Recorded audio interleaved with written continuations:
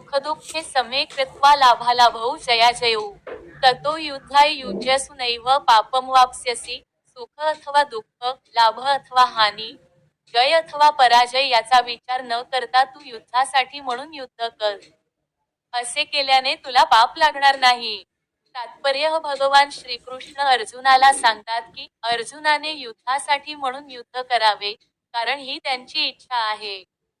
कृष्णभावनाभावित कार्यांमध्ये सुख अथवा दुःख, लाभ अथवा हानी, जय अथवा पराजय यांसारख्या विचारांना अजिबात थारा नाही. श्रीकृष्णांसाठी सर्व काही करणे ही दिव्य भावना आहे, कारण त्यामुळे भौतिक कार्ये बंधनास कारणीभूत होत नाहीत. जो आपल्या इंद्रिय तृप्तीकरिता सत्वगुणामध्ये किंवा रजोगुणामध्ये कार्य करतो त्याला पाप अथवा पुण्यकर्माच्या बंधनात अडकावे लागते.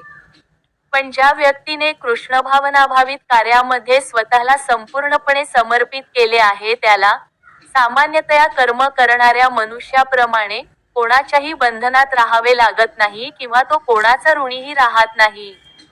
असे सांगितले जाते की, देवर्षिभूताप्तनृणा पितृणा न किंकरो नायमृणीच राजन.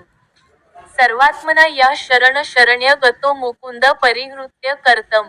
इतर सर्व कर्तव्यांचा त्याग करून जो पूर्णपणे मुकुंद श्रीकृष्णांना शरण गेला आहे तो कोणाच्याही ऋणी राहत नाही. तसेच तो देवदेवता, ऋषीमुनी, मानव समाज, नातलग, मानवता किंवा पितर इत्यादींचे ऋण त्यांच्यावर राहत नाही.